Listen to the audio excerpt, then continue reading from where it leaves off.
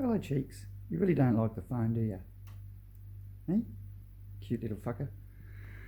Alright guys, just a bloke here.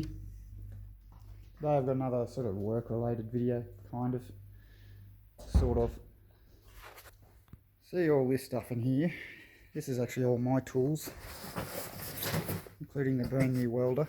So broke in the other day, but I had to run it on this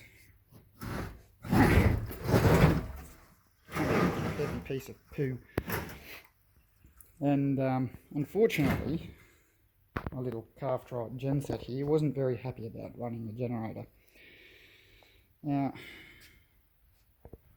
I thought I might go through the process of diagnosing this with you guys, just for something different, make an actual useful video, just showing you around it.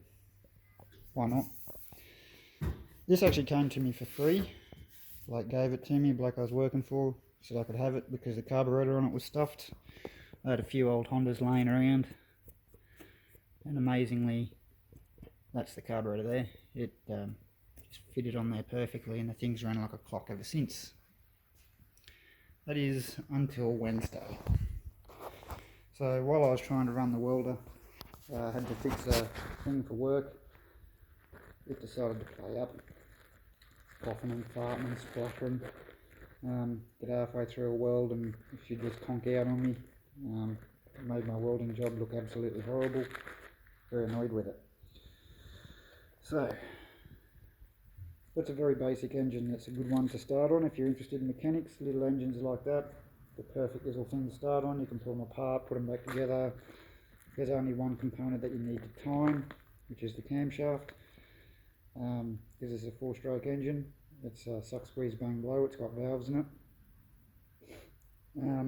But to make this engine work, you only really need 3 things, and that's compression, fuel, and ignition. If you've got compression, that means you've got air, so you can rule that out. But it's always a good idea to check your air as well, just to make sure. So I'm already pretty sure I know exactly where the issue is, because I haven't used it for a few years. So that points me in one thing straight away, but we'll get to that. So if you're just starting out diagnosing an engine like this, the easiest place to start, so let me have a cup of tea. The easiest place to start is air. Now our engine is running, but it's running poorly. First thing I usually check is compression. Does it have compression? Yep, it dragged itself along, so it's got compression. Also, if it doesn't start, check your fuel taps are on. This one's got 2 because it's the wrong carburetor, but that's nothing. So an easy place to start with a diagnosis is always to check your air. Most common thing that goes wrong with air, if I can get this off, is your filter. Is your filter blocked? No. The other common thing that can happen, well, it might be a little bit blocked. There's petrol in there, which doesn't look very good at all.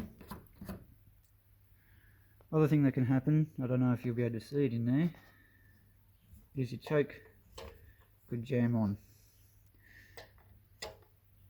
And that's working fine. So my choke lever is working. So it's not air, it's not compression. I know it's got ignition because it runs, kind of, sort of, not very well, but it is running. So we're going to check the fuel ball. We're going to take this off, we're going to see what's inside it. On this one, there's 2 screws on these normally. One's your fuel drain, to drain the fuel out of it, and the other one, that one there, that's to take the fuel ball off. There will be a little seal in the top of it, don't panic too much about that.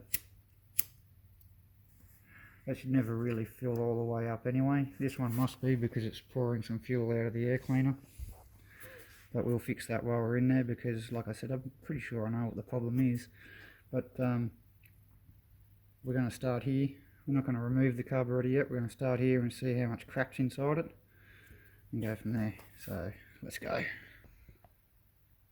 Okay, I think we found our problem. Got very, very dirty fuel from the look of that. Let's pour it into this old beer bottle here.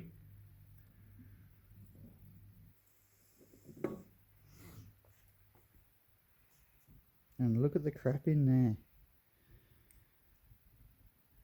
All that sludgy stuff, that's probably blocked the carburetor. So the problem is dirty fuel, which is probably where you can see that's still dripping. So that's also stuffed up the needle and seat, so that carburetor's going to have to come off.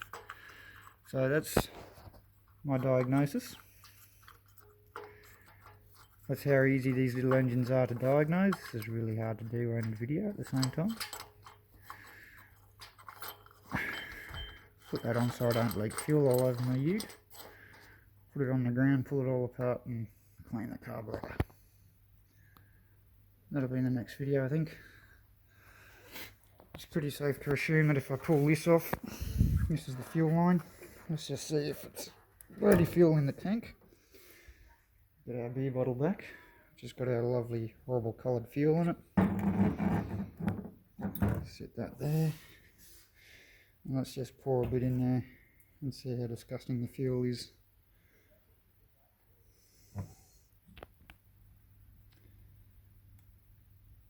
And well, that's gross.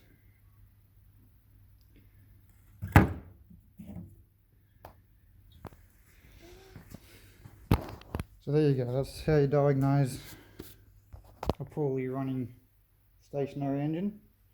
I'm going to have this smoke, upload this video, pull it apart and show you how to clean it up. Don't know what I'm going to do about the fuel in the fuel tank. I'll have to get rid of that somehow. I'm known to say that the fuel tank is full of rust, and that's where the problem started. If it's not full of rust, then it has got a little filter underneath the primary valve there that'll probably be blocked. We'll try and clean that out. And I'd say the off colour of the fuel is due to the rust and probably old fuel was tried out and turned into varnish mixed in with it, so we'll figure out how to do that. Catches.